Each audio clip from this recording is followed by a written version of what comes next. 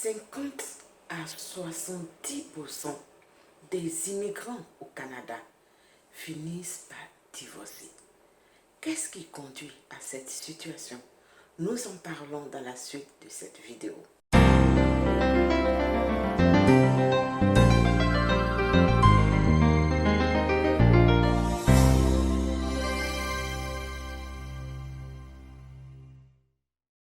Bonjour et bienvenue sur la KB Conseil TV.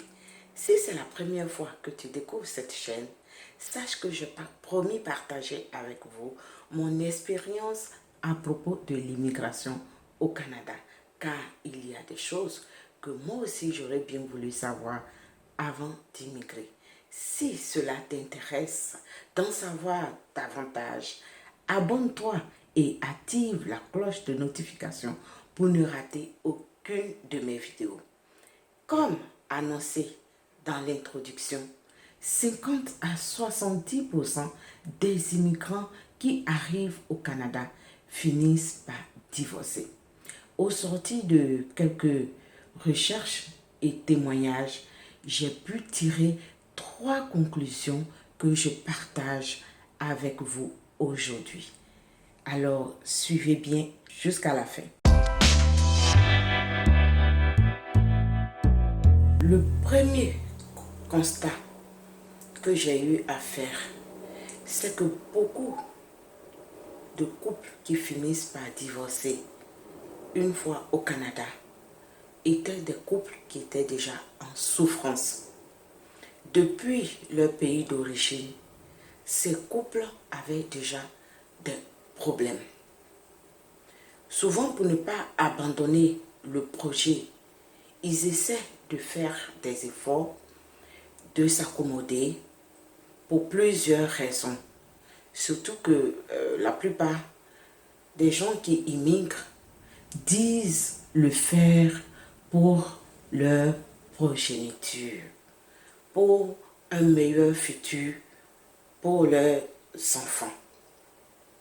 À ce propos, le conseil que je peux donner à ces couples, c'est qu'après tant d'efforts, continuer à regarder dans la même direction et s'entendre serait profitable pour ces enfants-là.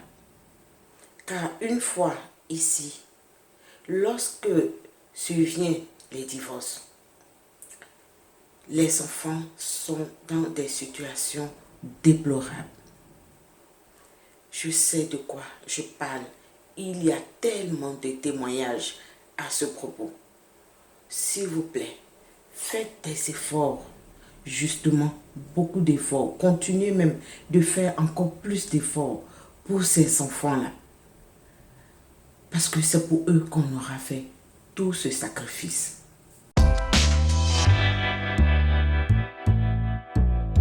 Le deuxième constat que je fais, c'est qu'ici, il n'y a pas d'aide.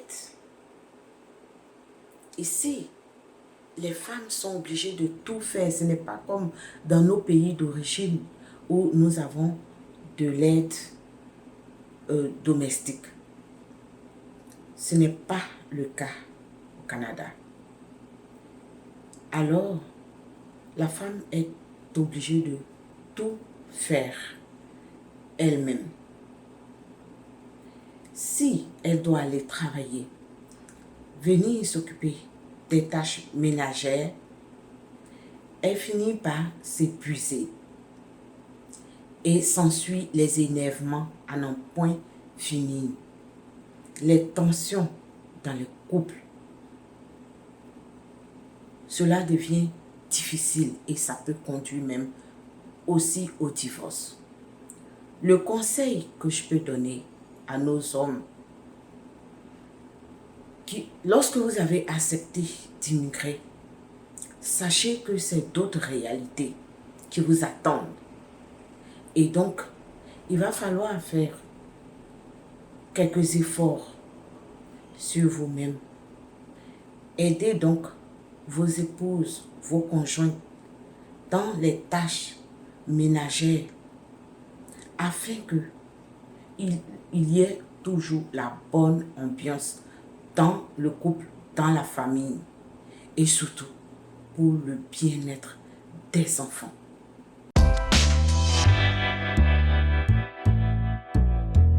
Le troisième constat que j'ai eu à faire, qui est un point aussi important que les autres, c'est la frustration professionnelle. Et oui, beaucoup de personnes arrivent ici et se rendent compte qu'ils ne peuvent pas exercer dans leur métier d'origine. Ils ne trouvent pas du travail dans leur domaine professionnel. Beaucoup de personnes sont obligées de retourner aux études, surtout quand leurs diplômes ne sont pas reconnus ici au Canada. Le conseil que je donne à tous mes frères à ce propos, c'est de bien se renseigner sur les métiers en demande au Canada. Surtout, bien checker pour voir si ma profession ne fait pas partie des professions de l'ordre, des métiers de l'ordre au Canada. Bien se renseigner avant de venir. Car si votre métier fait partie des métiers de l'ordre, vous ne pourrez pas exercer directement ici. S'il vous plaît, ne négligez pas ce point très important. Renseignez-vous. Faites vraiment beaucoup de recherches. Allez sur le site gouvernemental et checkez pour voir si votre métier fait partie des métiers de l'ordre. Car il y a souvent trop de déceptions à ce niveau. N'ignorez pas, et une fois sur place, vous allez vous rendre compte que vous ne pourrez pas exercer dans votre métier d'origine et que vous êtes obligé de repartir soit aux études ou de faire un métier que vous n'avez jamais voulu faire. Voilà, j'espère que cette vidéo vous a plu et que vous allez prendre en considération ces quelques suggestions que je viens de vous donner. Si vous avez aimé, n'oubliez pas de liker, de vous abonner, de faire abonner vos connaissances, vos amis et vos familles afin que la chaîne grandisse, afin que nous puissions partager encore plus de contenu pour aider tous ceux qui se préparent à immigrer.